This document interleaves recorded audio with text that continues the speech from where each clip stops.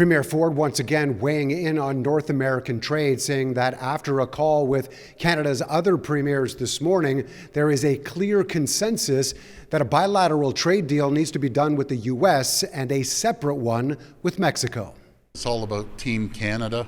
We're going to take that approach, and we're going to sit down and have a great strategy moving forward. Premier Doug Ford now claiming to be speaking on behalf of all premiers across the country, asking for a meeting with Prime Minister Trudeau to discuss signing a bilateral trade deal with the U.S. The call furthers a move last week that centered on Ontario's interests, accusing Mexico of not operating fairly as part of the current North American trade agreement.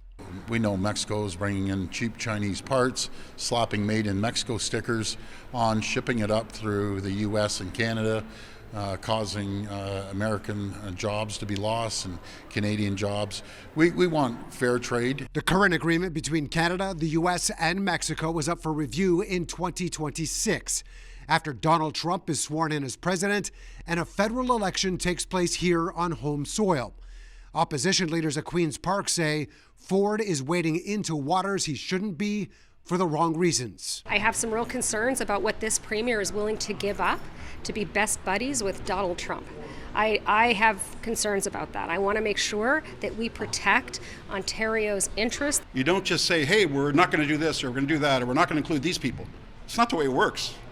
It's not, you can't just throw out one-liners to solve trade disputes. Ford says he's also planning on being part of a meeting with U.S. governors in February or March, while the Prime Minister spent the weekend managing relations with the Mexican president at the G20 summit in the wake of the Premier's public statements.